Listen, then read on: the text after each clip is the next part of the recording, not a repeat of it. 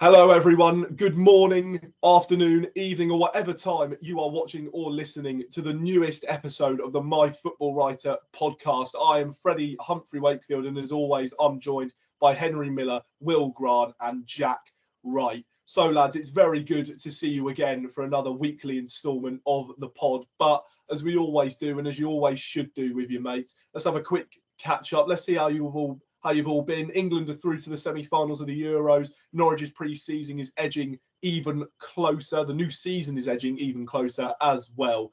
But how have you all been over the last 7 days? It feels like a long week, really. Obviously, we did a podcast last week. It feels like an absolutely entirety since we last played our round of 16 game, and now we're back here again. And yeah, I'm great. England last night was superb, so we're not superb, but the result was superb. So I'm happy about that, but hopefully more to come because I think we need it. But I'm confident. I'm confident now.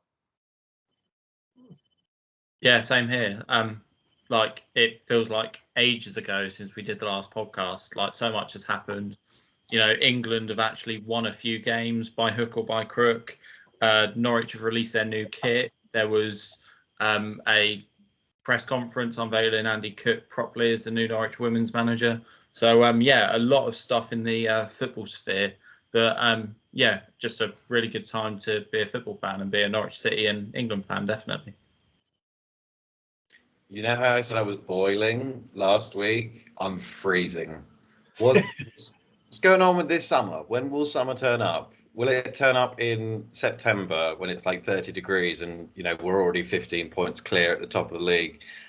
It might do. Who knows?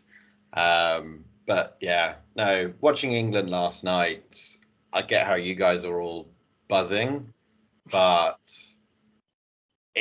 I feel nothing.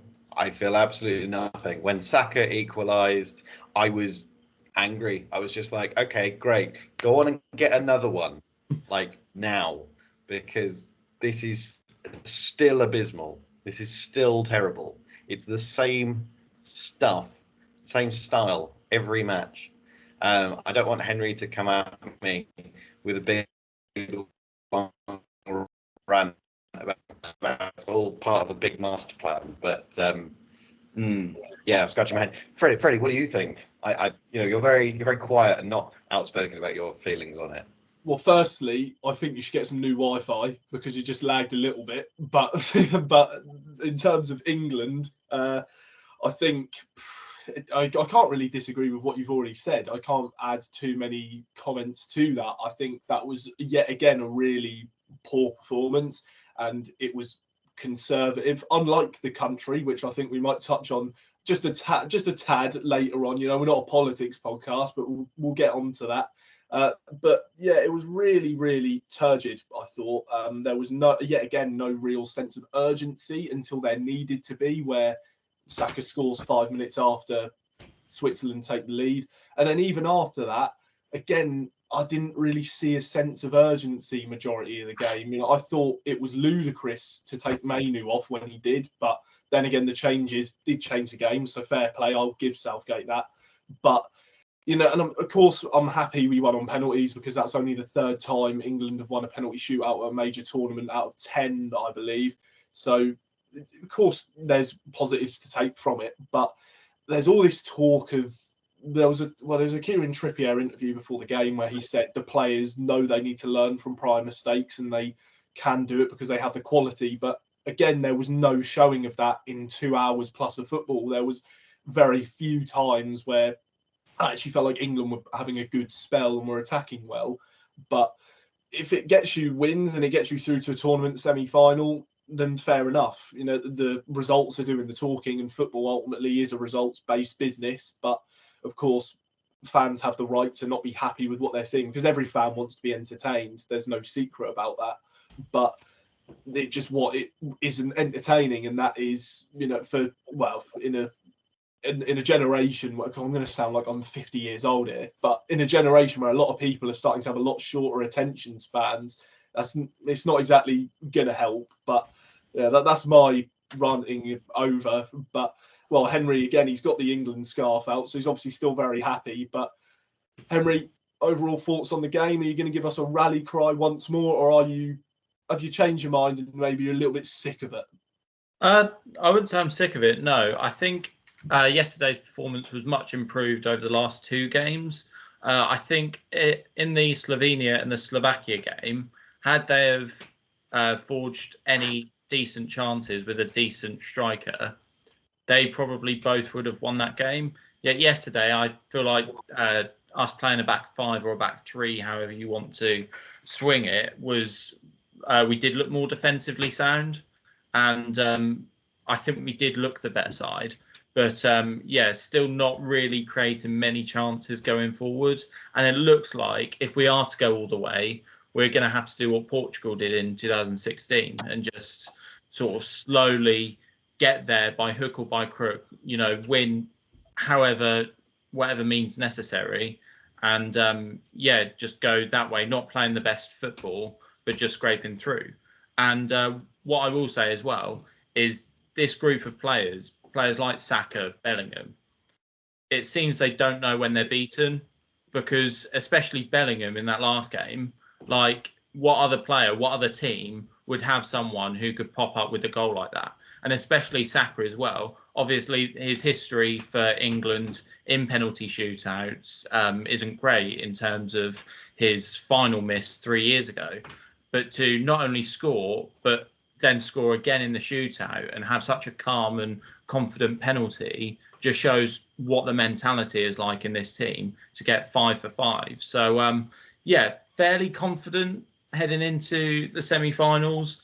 But Netherlands are a different kettle of fish to any team we've played at this tournament so far. And they've looked quite good going forward with players like Simmons and Gakpo and players like that. So I think that one will be really tough. But hopefully we can get through and get to our first overseas final. Yeah, certainly hope so. That will be an interesting game, won't it? As you touched on, against the Netherlands, they, of course, have a lot of quality, albeit whenever I've sort of watched Netherlands, I watched them when they drew with France and when they beat Poland. Of course, they were their first 2 games and they have improved, but I didn't think they were overly great. They seem to spur a lot of really good chances. But, of course, that can be completely different on another game. On a different day, of course, if you score, you can score every single chance you have. That's just how football works sometimes. But Henry, no, sorry, not Henry. He's already spoken. What am I doing? My brain's not working. Even though it's 11 when we're doing this, clearly it's too early for my brain to even comprehend what's going on. But Jack and Will, what do you think about England getting the Netherlands in their semi-final? Is that a game where the confidence can maybe continue to build and it can help England in that game? Or, of course, you can look at it maybe on the other way, if this is their first proper test, and it definitely could be a hard one. And will it be heartbreaking in a semi-final for England, just like it was in 2018? I feel like when I'm watching England right now, it feels like I'm watching Diego Simeone's Atletico Madrid. It is just so pragmatic and it's so stodgy, but it's kind of working, isn't it? I'm kind of thinking back also to the Champions League final and the way kind of how Real Madrid kind of like dug through the kind of game. And I feel like when you've kind of got great players like match winners in your team, I think you can play like that. And that is how Southgate is viewing stuff. What I did find quite funny, actually, is how the BBC pundits at halftime, like, they were like promoting us like we were like some sort of like Pep Guardiola regen of absolute like Avengers. Honestly, like, I wouldn't say we were so far good and we were absolutely amazing and bloody blah. I just thought we were just England like the whole like previous other games really. I feel like we were like much better in terms of playing much higher up. Bukayo Saka, I thought was amazing. I felt like that was probably his best game in an England shirt, especially probably in the last 12 months. I thought it's superb. And I think the reason why I've been so kind of in favour of Saka is a game like he showed yesterday. So I thought he added so much to the team. And of course, he got an important goal as well, which was crucially needed because, man, it's been a slog. Yeah, I mean, Harry Kane in that game, I know when he came to Norwich, his inspiration was Alex Tettey, but he didn't need to play in defensive midfield. Like, he could have at least tried to, get in the box or do something. Being taken off for the pens, I thought that was controversial, but I was looking at the shootout and I was thinking, I'm going to clip myself on this. We actually have a lot of good penalty takers. Like it all of a sudden was very clear when Tony and Palmer and turns out Bellingham could score a mean penalty. Didn't know he had that in his locker, but not surprised. Yeah, we seem to have that, sorted. And I think, like we said about the miss in the final in the Euros in 21, has that motivated the players? Is that, something that they've really kind of focused on and really tried to exercise the demons, possibly? But I mean, in terms of, the style of play, I think I'd be interested to see what the XG across all of the games would be for England and the opposition, because whilst we're not conceding big chances, we're also not really creating them. And I think that's kind of the basis of why everyone's just a bit bored, because it's just a bit of the classic passing sideways, passing backwards, kind of very cautious, very dull, and just not many. How many times did you jump off your sofa and go, "Oh, that was close"? I don't remember. We're clearly scoring goals, but I just like more chances, more fun. I like to be entertained. Sport is an entertainment industry, What I will say as well, I know going into the last 16 game with Slovakia, England had the lowest XG faced out of all the teams in the entire tournament. So that shows that, like, going into the tournament, we're probably saying, okay, well, we're a bit shaky defensively. If anything, it's been the opposite this tournament, and defensively, we've actually looked quite good, I'd say. And I think that's the credit to the English talent that's in the other 14 teams in the Premier League, because you look at Ezri Konsa yesterday, he came in and was fantastic. And I'd honestly say Mark Gay's probably been our best player this tournament in terms of consistent performances. So it just shows how key and how good those defenders are in those other 14 teams. But what I will say as well, obviously Southgate football, normally it's been quite good, I'd say. But this tournament, it hasn't seemed right. It has been negative. It has been really defensive. But, between his penalty miss in Euro 96 and the 2018 World Cup, we didn't reach a single semi-final. He's done it 3 times in 4 tournaments. So I think that's why I'm still reluctant to speak out about Southgate. And the last 16 game, I thought he got his subs all wrong. I thought he got his subs spot on yesterday. You look at the Tony change for Harry Kane. Tony was brought to the tournament for penalties. Kane had cramp. It made sense. And as well, what made sense was not bringing Tony and Trent on with 30 seconds to go. The fact that they actually got 5 or 6 minutes to sort of bed themselves into the game, got them warmed up for the penalties, I think it was good management, and I think Gareth Southgate has to take credit for that. Yeah, it's very difficult to disagree. No, it is good to see that. Of course, players like Ivan, Tony, and Trent. They were brought on for penalties. There's no, you're never going to just bring them on with about 10 minutes left of extra time to completely change a game. Especially Ivan Tony, given his penalty record, and what a penalty it was from him, by the way. Just stared down the keeper, didn't even look at the ball. Probably didn't even look at the ball. Is outrageous. Really? How do you not do because if he misses one of those, he gets pelters, right? He gets absolutely destroyed, and he's clearly a moron. But just unbelievable techers. Oh dear me! But we're talking about sort of brands of football that are entertaining and boring. Well, one team who looked very entertaining was the Norwich City cerebral palsy team. They beat Chelsea 6-3 in what was their version of the FA Cup final. So Norwich City have got themselves a trophy to add to the trophy cabinet, which of course is absolutely brilliant. But the notable thing that they didn't have was the new Norwich City kit. Of course, that was released on Friday night. Very mixed opinions about it. Personally, I absolutely adore it. I think that is simplistically beautiful, a lovely yellow checkered pattern like a flag. Maybe they thought Lotus was still going to be the sponsor on that one, hence the pattern. But of course, it is now Blakely, the online clothing company based in Norfolk. Even their logo on it, just nice, plain and simple, just like the kit. A nice, sleek design. I really like it. I think it's very nice. The goalkeeper kits were released as well. I don't think they're so nice. I think they look absolutely horrible, personally. I really don't like them. Jack has got his mouth wide open. He can't believe what I'm saying. So obviously there is very much divided opinions on both kits. But lads, all your thoughts on that, about the new kit and the goalkeeper kits, because, well, we're going to be playing a whole season in it. So what do you think of that? Are you loving it, or are you hating it and you want it chucked in the bin?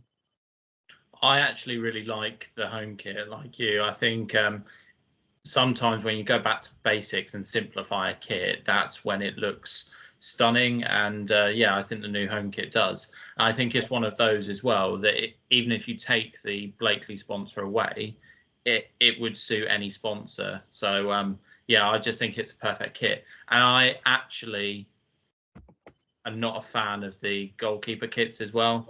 I don't like them.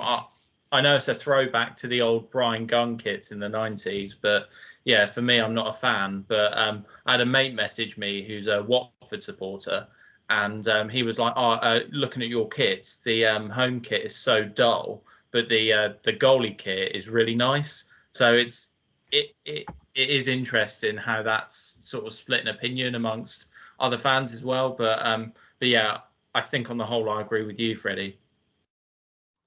But yeah, I mean, I really like it as well. I think the only thing we've kind of like lets it down, in my opinion, is the kind of like background of it. I'm not a huge fan of like the checkered design, but overall, I think it's nice. I think like the yellows is more bolder as well, which I like a lot as well. I think it's actually better than last year's home kit as well. I know you kind of like, you look back at kits like I think like a year later, and you kind of think, God, you've had some quite poor ones, and I kind of feel like now, like look back at that last season, I think that was quite a poor one. So I thought actually it's a big upgrade compared to last year's, but that's my personal opinion.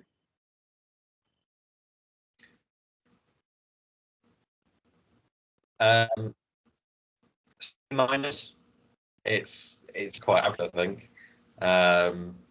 Yeah, it's definitely better than last season's. I think it is too simple and too boring in my opinion, but the goalkeeper kits are just I might for the first time in my life buy a goalkeeper shirt.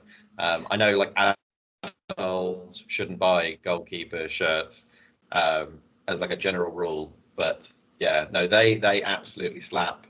Home kit, yeah, I think it's just quite average, but yeah, these ones better. Yeah, middle. Yeah. All right. Well, so yeah, I'm just gonna have to say it again. Your Wi-Fi is gonna need improving, mate. You're lagging all over the shop. But anyway, that's the thing when you do it all virtually. That's the risk we run by doing these over an online call every single week. But you know, that's a factor that is unprecedented. So you can all laugh away when you're listening or watching this when a video goes or Jack starts lagging and we get another moment of the top two that we had the other week. That was quite a fun. I had Henry giggling away, and he is again. But anyway, so those of you watching on YouTube as well, that's why I had to turn my camera off. I was in absolute stitches to that. That was brilliant. No, it really was. What it was. Yeah, that might be that. If we ever do a top 10 moments, that might have to be right in there come the end of the season if we do one. But again, touching back on the new kit, what actually interested me, that maybe a few may have seen or that look at the sort of minute details of like Norwich City's social media accounts on Twitter, I actually noticed that the banner photo that the club used was Abu Kamara in the new kit. So that could age like milk, or that could be a very big sign and an indication of Abu Kamara. He could well be the poster boy for the season coming up. Of course, the fantastic loan spell at Portsmouth. We pretty much almost talk every single week about how much we think Abu Kamara could be the big feature in this Norwich City team under Johannes Hoff Thorup. But one player who I didn't see in the photo shoot, I didn't see anything of the new boy Jose Cordoba, but last night he didn't have a good game, bless him. Panama were knocked out by Colombia in the Copa America. They lost 5-0, and Jose Cordoba gave away a penalty and was also given a yellow card. So not the best game for Jose against probably the hardest game Panama had. They would have played Uruguay in the next round if they were to have gone through, as they beat Brazil. But is that something we should maybe be worried about with Jose Cordoba giving away a penalty and shipping 5 to a decent side? Or, but then you can look at it as maybe that, well, it is Panama and he's arguably one of their better players. But is that something that any of you three think that we should look at with a cause for concern? Of course, he's still young, so he's a bit of a raw talent, but what do you think about that? Is that a game that really it's just a sort of a once in a million, something like that? Or is that genuinely maybe you can be a little bit concerned about the performance that he put in? I don't think so, no. But sorry, Will, you can. No, you go, mate. It's fun. Yeah, I don't think so. I think it's a dangerous trap to look at one-off games that Norwich players have for their country and then go and then just base it off that, because we'd be doing that all summer otherwise. We'd be saying, oh, Grant Hanley's passed it after his game against Germany, and then Grant Hanley's a revelation for his other 2 games that he had for Scotland. So I don't think you can read too much into it. I think what matters is how they perform in the yellow and green. Yeah, I mean, I just think for me, it just kind of like reiterates that this signing is going to be a project signing. He's by no means like the finished article yet, so I think that will have to kind of bring some patience back into the first team environment. I just look at next season, and you've got so much players who are in different kind of different starts of their career. I mean, you've got Abu Kamara right at the start. You've got Ashley Barnes towards it, is in of his career as well. So it kind of all feels like a bit muddled in the minute. But yeah, I just think it kind of reiterates the fact that I think that with Cordoba, I think patience is required, because definitely a player who's got good potential. It just needs to kind of be a bit more ironed out, and hopefully can find that consistency with him, because I reckon he could be a really big player for us this year. I'm a bit frosty. Can anyone hear me? Yes, no, we can hear you just about. Yeah, so you can give your thoughts. Yay! I need new Wi-Fi. I hate my life. Anyway, what are we talking about? Cordoba. He'll be all right. He'll be all right. He's clearly been to the Shane Duffy School of Defending, so he'll fit right in. Oh dear. No, well, yeah, no, of course. But I do think I agree with Will that I do think Jose Cordoba could be a really, really big player. I don't know why, but I've already got visions of a big, towering, powerful header in front of the car park end at the Kassam Stadium. I've got exactly. Jack's thinking he's got a bit of bellissimo about it. There is he just a main devil for a reason. Exactly. That honestly, bookmark that, Henry. Trademark it. Jose Cordoba is the Panamanian devil. Oh, to quote Chris Reeve, that gets me going. I'm just up for it now. Bring me Oxford United away. I cannot wait for us to lose 1-0. But anyway, no, it'll be a great day out anyway. It'll be fantastic. But what a great day out I was hoping for. Today being Saturday, the 7th of July. Norwich were meant to play Stevenage on Tuesday. I was really looking forward to that. I was going to watch the first ever game under Johannes Hofthorpe, and hopefully it was going to be a really good one. All the players back, trying to gel in the new system. See some youngsters that Will probably already likes, that now I can like and really get behind and be happy about the future of the club. But no, I'm not going to watch it anymore, because there's unexpected pitch refurbishment at the Lamex Stadium. That's so Tim putting it.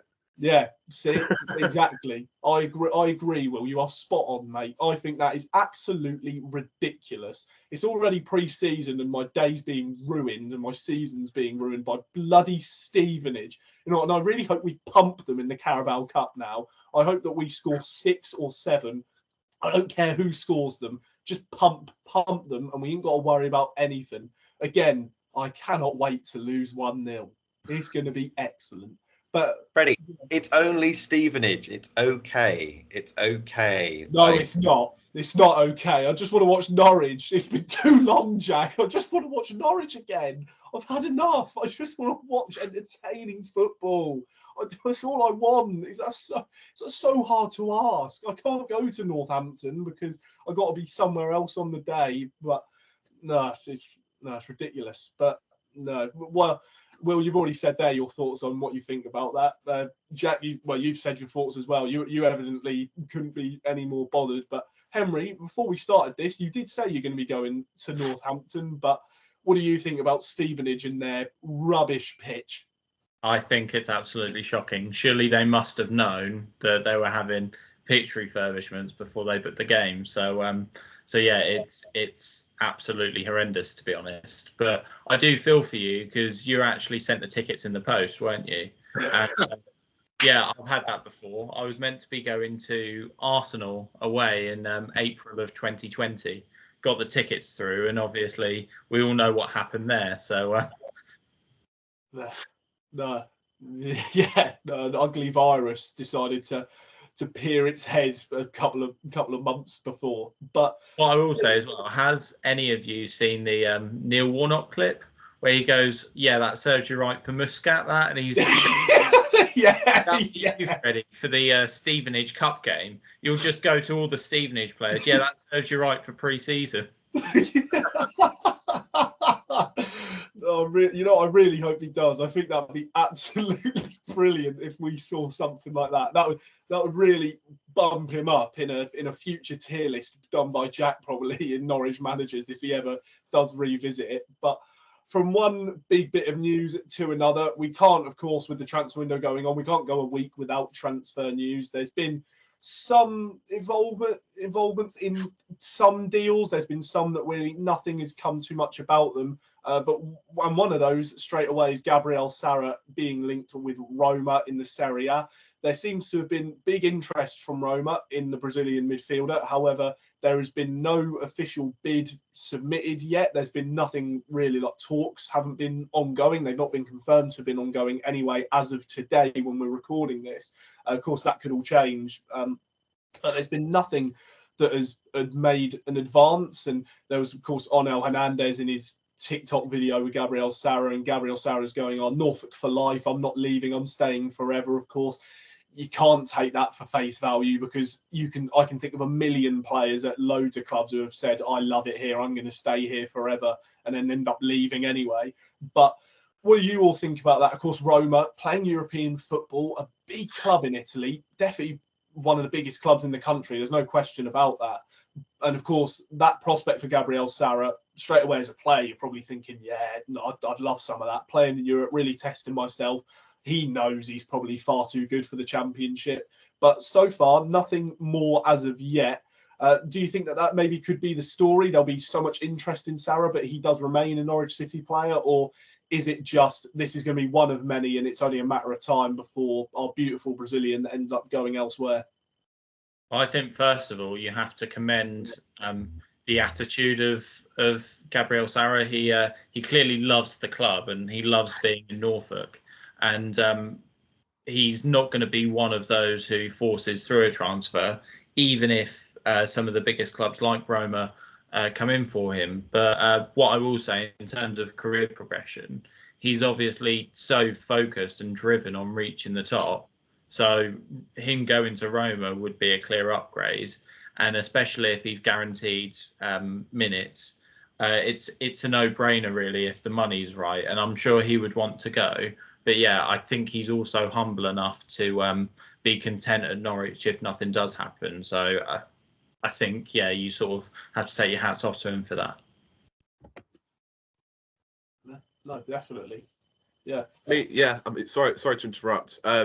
Look, I think Norwich needs to sell a player because we're getting so close to the season now, and I feel like our squad is still so light in certain areas. I mean, I said last week, left back, so attacking midfielder as well. Like we need signings, and I know we can also. Oh, it's still so early, but Norwich need to do some action like sooner rather than later, because I feel like if the season is just going to keep on like this and we're still waiting for transfers, I just think that affects our league position this year. So I'm definitely of the mindset that we have to try and sell somebody quickly. I mean, I don't want to sell Nunes. Obviously, there's been talks about him as well. I think you even have to keep either one of Sarah or Nunes, because I think they are the kind of players that I think Hofra wants to kind of build around, and they are the kind of like key kind of players to start a new kind of era, especially because I think you need a midfielder who is like comfortable in possession as well. And I don't think we kind of have like enough of them at the club really. I think it's really only like Sarah, Gibbs, etc., and maybe Nunes as well. So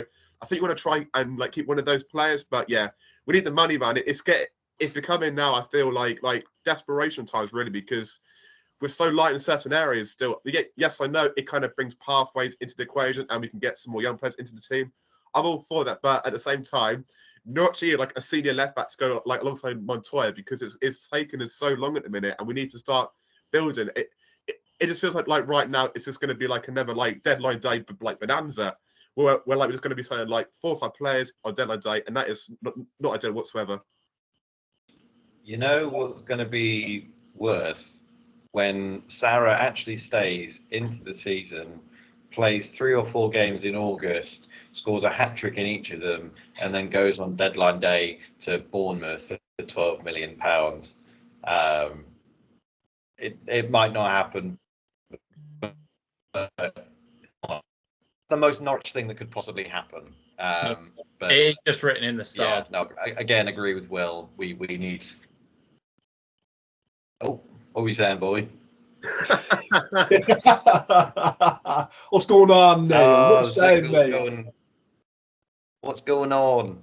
No, you speak. Yeah, I was just saying that's the most written in the stars thing to happen ever. I think Jack's hit the nail on the head there. Yeah. No. Yeah. Well, who knows what will happen? That could well be the case with Gabriel Sarri. He could just have a few games to start off the season, do really well, and then off you pop for a lot less money than we thought. But who knows? And I know, Will, you touched on the sale of Marcelino Nunez. Trabzonspor have pretty much packed it in with that. And I think rightfully so, because I think the bids they put in were far wide of the mark. I mean, €3.5 million was a joke to start with. 4.5 million was taking the mickey a little bit, only bumping it up by that much, because this is a player who Norwich City signed for almost €4 million, and of course they're going to want to make a profit. He's a good player. That was really emphasised in the final the second half of the season. He really came into fruition and put in some big performances and scored a rather big goal against you-know-who. So I think that's very good. And of course, there is the sell-on clause from his old club in Chile, Universidad Católica, that they have a 25% sell-on clause. So Norwich are going to need to make as much profit as they can, because a quarter of the fee isn't even going to be theirs. So they need to make as much money as they can. So it's not surprising they're accepting a rather low bid for a talented player who I would like to think will really crack on under Thorup and will be a vital player in the system. But that's all wishful thinking. He's the one who's actually got to go and do it, and Thorup's tactics have to work very quickly. That's something, of course, well, we've said that every single week. We're probably going to continue to say it until the season begins, because that is ultimately the biggest factor in if this appointment is going to work.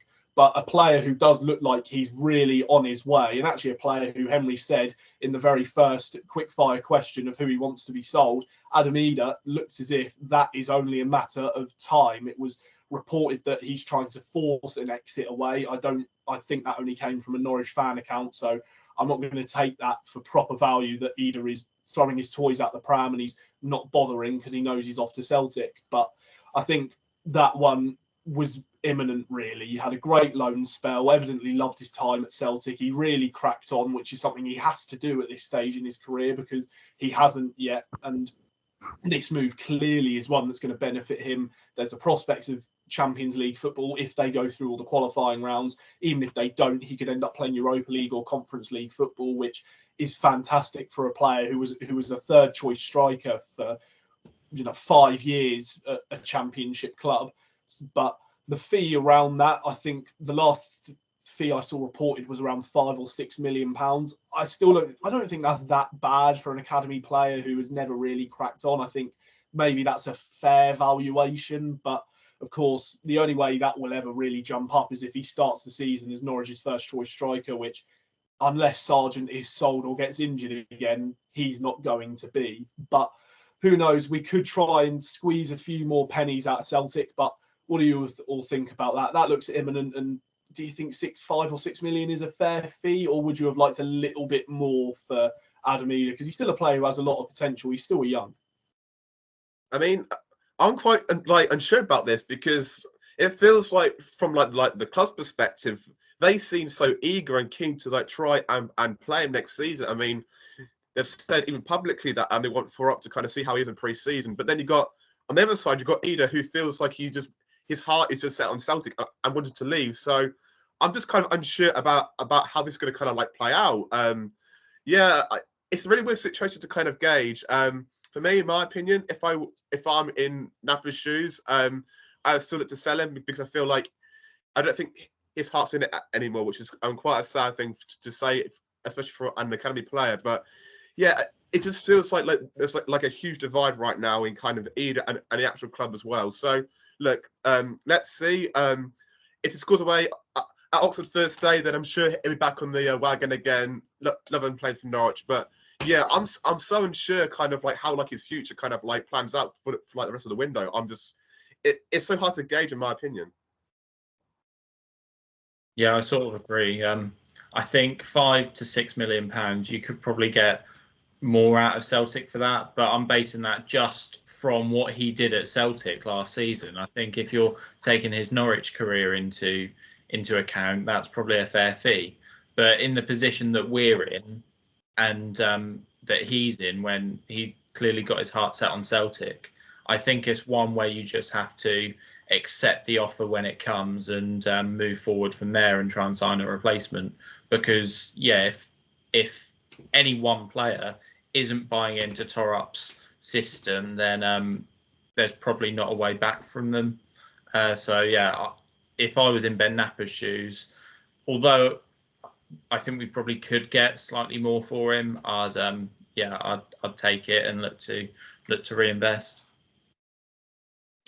Yeah, I think if he wants to go, he wants to go. Like you said, Henry, if he's got his heart set on Celtic, there's lots of fans that were very angry this week that he would want to force his way out, thinking that, why on earth would he want to move to multiple title-winning Celtic who play Champions League football in favour of Norwich City? That's diabolical. How dare he?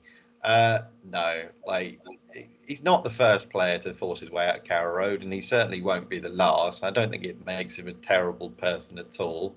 I think he just wants to progress his career like literally every young footballer. So I do not care if he's forced his way out.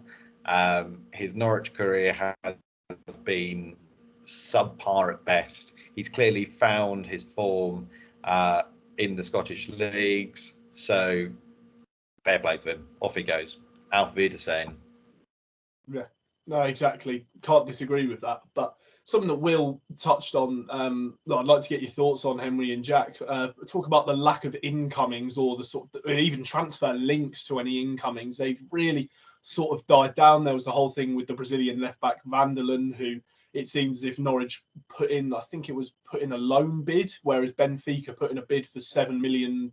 And obviously, naturally, Palmeiras took the one with actual money to make him a new signing or be closer to making him a new signing. But what do you two think of that? Because it does seem as if it's going really quiet on the transfer front, and that could be worrying because, of course, we know that there are positions where Norwich City need to improve on because, of course, as fans, we watch them every single week and it's much easier for us to see where they're not going right, or at least in our opinions.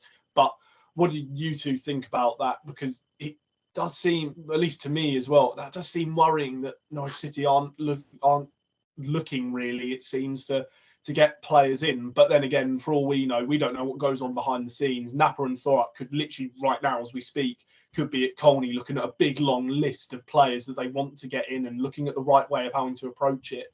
Of course, we don't really have much money either. Like as Will said as well, we still need that big sale because Napa said it himself. Norwich City have got to sell to be able to afford players. That's the business model, and it is still going to be unless a lot of money is pumped in. But what do you two think about that with the clear lack of looking at trying to get players in right now?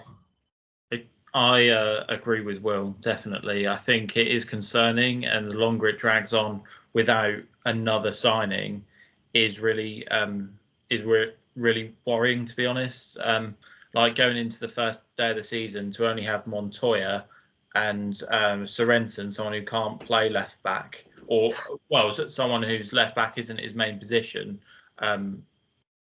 as our only two recognised left backs, I think is poor. I think it would have made sense to bring in that Martin Fraser with his links to Torup on a free transfer. That one would have worked. So, yeah, I think it is slightly concerning. But what I'm more worried about is the sort of internal attitude towards transfers.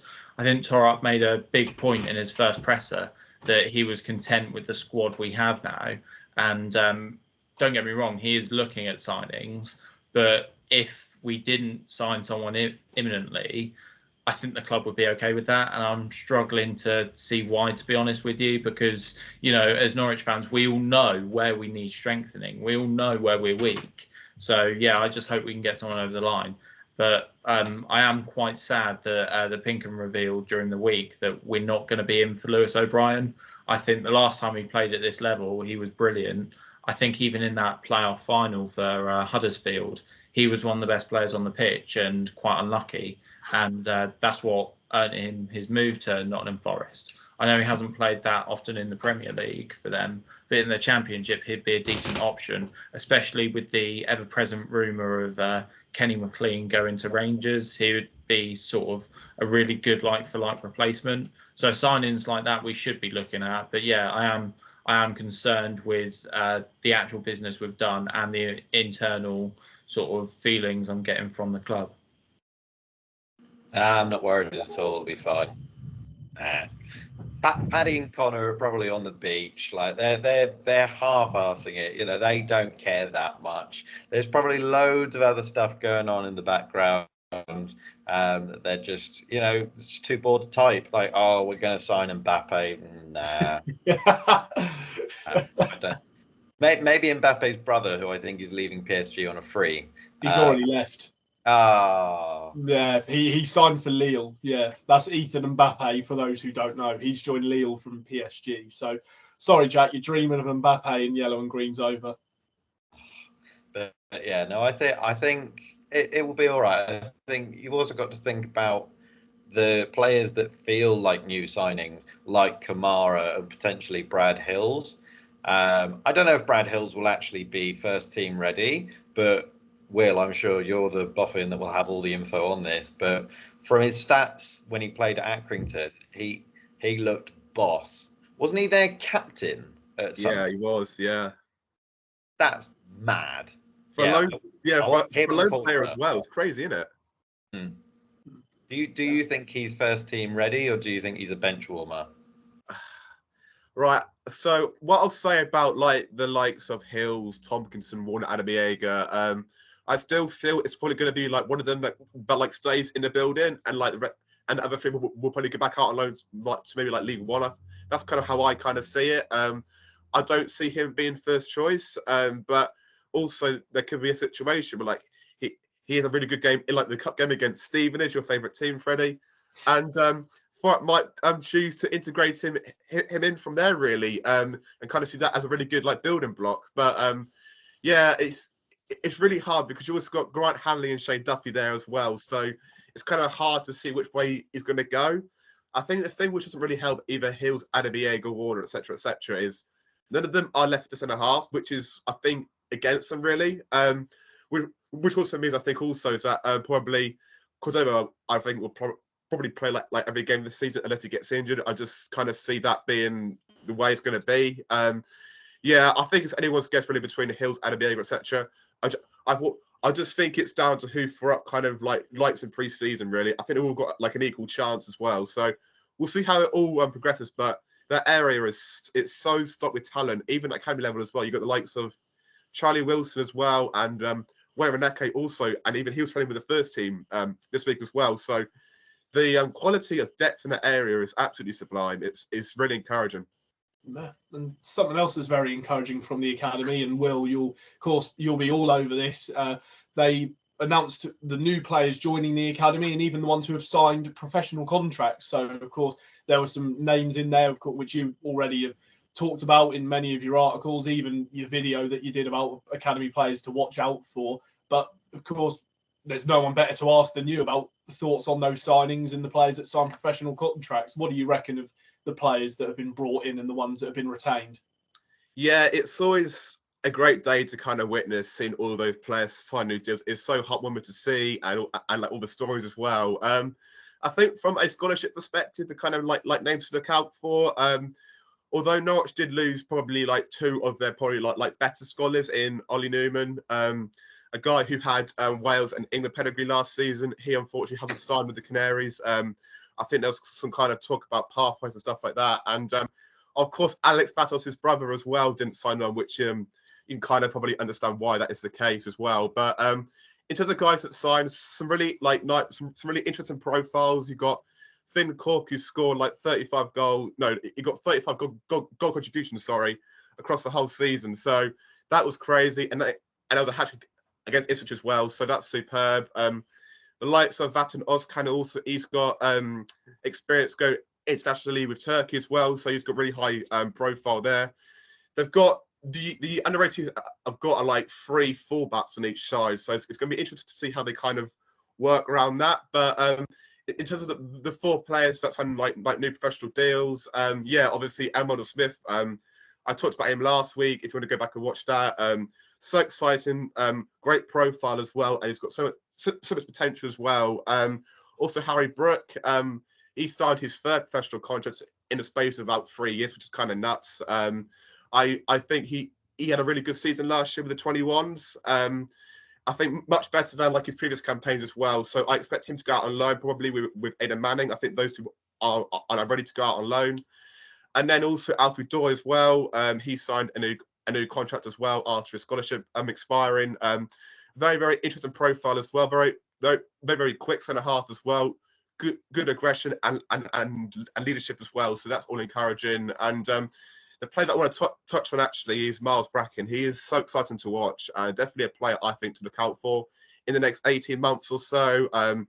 Miles played under 18s the whole season. Just for the one season, although he got injured actually, unfortunately towards the back end of the campaign. But I actually expect him to be playing with Uriah Jeje in midfield for the 21-6 season, and he's still 16, so he's got so much potential to really grow. Really fast midfielder, can work through tight spaces ever so well, and he's got great stamina. He's just like a really, really good like box-to-box midfielder, and he just needs to add like a bit more quality and a bit more kind of intelligence to when like release the ball. But he's a very, very exciting midfielder, and I think I touched on him actually in my previous video as well. So very, very exciting profile, and I think he could have a big future as well, especially with the lack of like midfielders in the 21s right now. It's literally Uriah Jeje pretty much who is the only midfielder there. Like that squad is so streamlined. So not only do Norwich need first team signings, they need 21 signings as well, because it is so like that squad is so thin. And although you can kind of like move players up to the 21s, you still need like actually like quality in there as well, because you don't want to kind of be like rushing players too early, etc., etc. So very, very exciting times ahead, but there's so much work still to be done. So do you think in a system like what Johannes Hoftorp plays, and in terms of his want to bring through younger players, do you think that could be to the detriment of the under-21s then, Will? Yeah, I can actually, because I think the squad is going to be so streamlined already as it is. So that would mean like you get under-18s players kind of who aren't ready yet, in my opinion. To me, like they're on the right path, definitely for sure, but it feels like a bit too harsh to kind of like send them in so early. But the club might say it really differently. I've got to say, I think Joe Schulberg, the kind of academy guy at a couple of minute, in the last kind of 12 months, he's done absolutely superbly of bringing through players early. and that's kind of like maybe seeing like more like younger profile of players into the first team training. I mean, last week we saw Elliot Miles and Uriah Jeje. Both of them are 17 and 18 years old, so that is so encouraging to see. But yeah, I do see the squad to kind of be like a quality, especially if the like better players actually go up, like your likes of Gabe Forsyth, Elliot Miles. They are like the two main men for the under-21s next season, and I could easily see them kind of be involved in the first team bench next season as well, because obviously now on the sub bench you're allowed 9 players, aren't you, as well? So that is really encouraging, and they've got a really good pathway there. But yeah, I definitely do. But at the same time, the main job is to get these players into the first team. So it's quite a hot topic, really, in my opinion, and like how it's all going to go. But what I do want to see is I want to see a play style which is coherent and is similar to the first team, because I think that like makes players more comfortable in a new system, especially. And we saw it under Daniel Farker, like there was some real like alignment there in kind of playing style and philosophies as well. So I'm really excited to see who they kind of favourite and like. I think they'll like Uriah Jeje a lot, especially with obviously you've got Nunes and McLean still out on the holidays after the Euros. So he might even get like a chance to play some minutes for the first team in every week of pre-season, which is so exciting, because he's a player which is like, we've all been crying out for Alex Tete for a while, like we like a replacement for Alex Tete, and he could be that guy, I reckon, in about 3 years' time. But he's just got to get like a bit better at like a range of topics, one of which is like sense of danger quick enough. I think he needs to get better at just being a bit more streetwise, but he's got some really, really good base foundation to really kick on. But yeah, as I say, definitely, I do see the kind of squad being a bit more like a quality, just because you've got players that only find their feet at 21's level. So yeah, that's my ramble over. All right. No, very good. No, and well, you're going to have to start another ramble now, because there's one last thing I wanted to touch on before we get on to the quick fire hot takes from Jack and delve into the nonsense. Right. So, of course, for the new season, Sky Sports have got a brand new channel, Sky Sports Plus, and already Norwich have had 4 games moved to a 12:30 kickoff. And I did notice, I had a look actually on the opening day of the Championship. There are 2 games on Friday at 8 o'clock. Every Saturday game is at 12:30 and on this channel. And then Sunday, I think you've got a 4 o'clock game. And Monday, you've got an 8 o'clock game. So every single opening fixture of the Championship is on television, and none of them are the standard Saturday 3 o'clock. Now, Will, I know you're very, very passionate about this. I'm going to let you take centre stage and take the floor with it, because this is something I understand you are not very happy about. Absolutely not. And do you know what? I've even got a list of things to say here. It's quite a lot. So it's quite a lot, right? So it's amazing. So Sky, yeah, think it's a great idea. Yeah, we've got a new kickoff time scheduled as well. Thursday, 8 p.m. now, yeah. And on those games, you'll see Notts County play Grimsby and Harrogate play Doncaster on a Thursday night at 8 p.m. Like, what? Like, how does this all like come about? And also, a new kickoff time as well is Sunday 3 p.m. and a 4 p.m. on a Sunday as well. Like, what's the point when like you've got a Premier League match on? Just make it a Saturday. Like, I thought this Sky Sports Plus thing, whatever it is, I thought it would all be like a selection of games, but like they're all on at 3 o'clock, and I know it's not like a blackout as such, but like you kind of have like a section of games to watch. No. 12:30 kickoff scattered around the thing. And I'm going to say 4 fixtures here for the away fans of these teams, yeah. So Cardiff play Sunderland at 12:30, yeah. It's a 5-hour and 30-minute journey for those poor Sunderland fans. Hull, Bristol City. Bristol City fans have got to go for a 4-hour and 5-minute journey to Hull. Leeds, Portsmouth, a 4-hour, 45-minute journey for them. But the worst one of the lot is Swansea have got to go to Borough for a 12:30 kickoff, and it's a 5-hour and 47-minute journey. So, like, they're just going to have to start at fucking midnight. Sorry for my language, but I'm really passionate about this. It's got to stop, yeah. And also, yeah, our first 3 p.m. away day, yeah, is in October, yeah, and that can still be changed. October. That is our first 3 p.m. Saturday away game, and it's where it's Stoke, and that could get moved as well, because they haven't announced the old No, they don't announce like the October kind of listings yet as well. So theoretically, our first away game, 3 o'clock away game, could be in bloody December. It is absolutely nonsense, yeah. And the League One opening game of the season is 5:30 kickoffs all round. Like, I don't mean to be moody because I like my football and that, and I'm all in favour, yeah, of seeing all these teams get more money and getting some more exposure on television. I think it's great, absolutely. But for the love of God, why do we need like 4 12:30 kickoffs every bloody week? And who wants to go and watch their team? Disclaimer, apart from the Europa League, who wants to watch the EFL side play 8 p.m. on a Thursday instead of a Saturday 3 p.m? No one wants it. It is absolutely terrible. Many supporters go to the football and enjoy going to watch their team play on a weekend, not a Thursday 8 p.m. Like that's terrible. So run over. It's absolutely diabolical, and I expected more Sky, but it's getting worse, guys. Our beautiful game's going. End the argument. Thank you very much. But brilliant. I have to. You've got to clap that. But the thing, no, in all fact, Will is completely right. Football is becoming a TV show. There is no doubt about it, and it is a real shame. You know, like you've just said there, Thursday 8 o'clock. Even if that is just League 2 or League 1, that is still ludicrous. That's just not how it should be for EFL. EFL should be a Saturday or a Tuesday or Wednesday. That is how it has always been. And of course, just to get more money and everything like that, get more people subscribing to Sky Sports, they're putting all these games on telly. And it is ridiculous, like you said, to not have a 3 p.m. Saturday away game until at 3 o'clock rather. And that could still change. Like they haven't announced the October listings yet, so we could be playing our first 3 p.m. game in bloody January. We have no clue. No. It's that dumb. No. Sky executives, if you're watching this, listen to Will. I know you've got billions of pounds and a multimedia empire, but this kid from Wroxham knows what he's talking about. Thank you. Yes. I'm sorry, but it's like no one wants to go to Oxford and Derby. Like, to be fair, the 12:30 kickoff has been like, it's been around for a while. I understand it, but for the love of God, you don't need to watch like 4 different games at 12:30. Like, there's no point. You're just wasting bloody resources for your cameramen or whatever. It's terrible.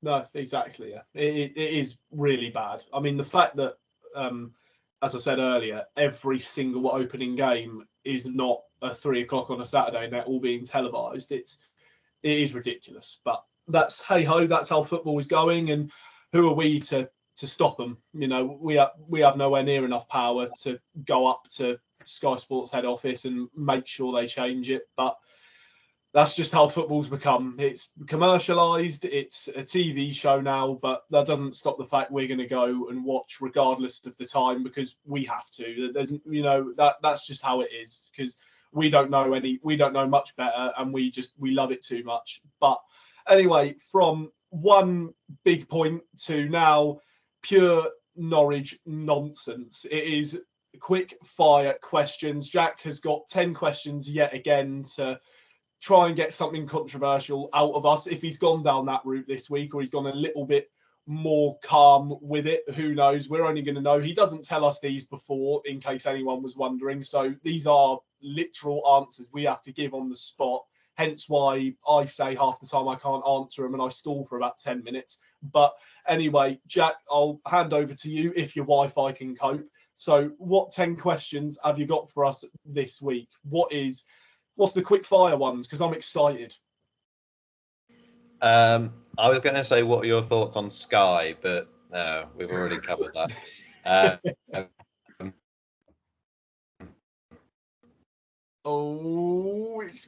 It's squeaky bum time. It's gone a bit. Oh, the video's gone. Oh dear. The big moment. The big moment. Oh, he's back. Yeah, I can see you moving. Yeah. Yeah. Okay. All right. Who can hear me? Yes. Say, I love Alex Tetty if you can hear me. I love Alex Tetty. Tetty in the you net. clearly can't hear me. Right. First one that you're gonna hear this. What is the most boring Norwich game that you can remember? 0-0 with Burton Albion at Carrow Road. We lost 2-1 to Brentford. Oliveira scored a penalty. Norwich 0, Bolton 0 in a Farkas first season. That was a home game, yeah.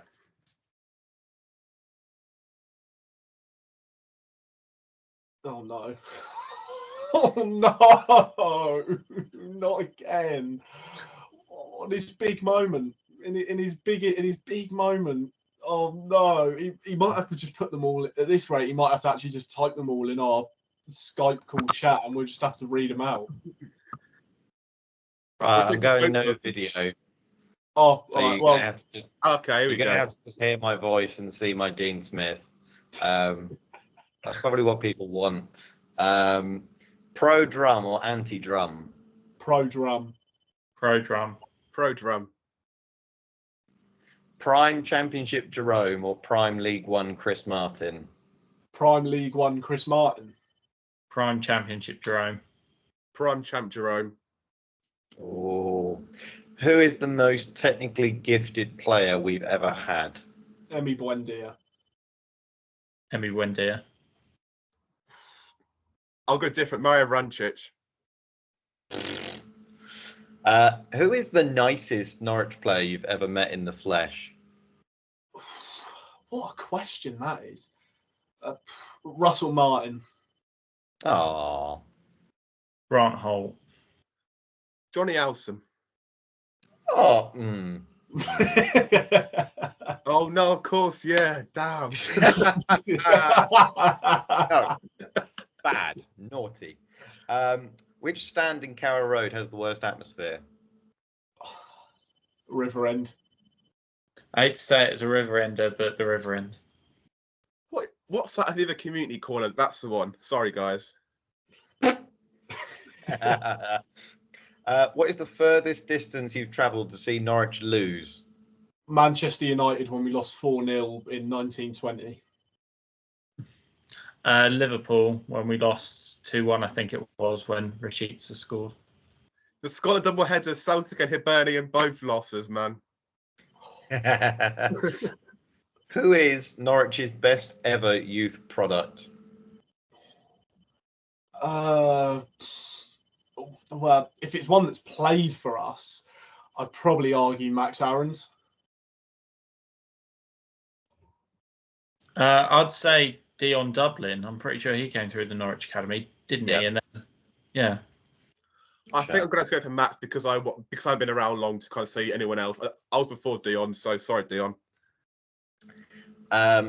So imagine you are playing up front for Norwich, and for a whole season you have a prime Buendia on the wing. How many goals are you getting?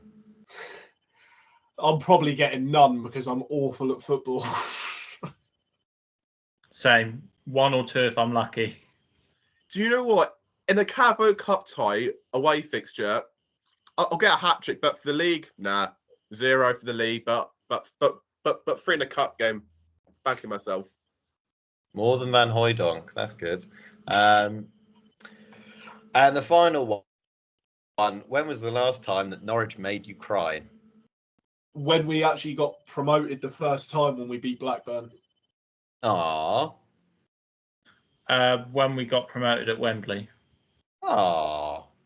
When Fokker got sacked.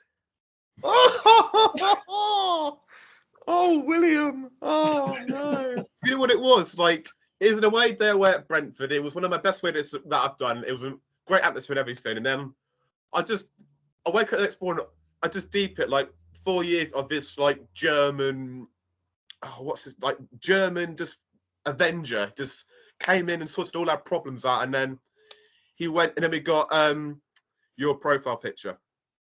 Ask me how that went. Yeah, all done, all good. You were all very good today. Not many controversial questions. Sorry. I'll next week I'll make it twice as controversial. Brilliant. Well, I can't wait. That's going to be very good. Well, hopefully next week your Wi-Fi can hold up and we haven't got to look at Dean Smith's sad, wet face under his hood giving a press conference, probably after an absolute hiding, as it always was whenever we played under him, majority of the time anyway.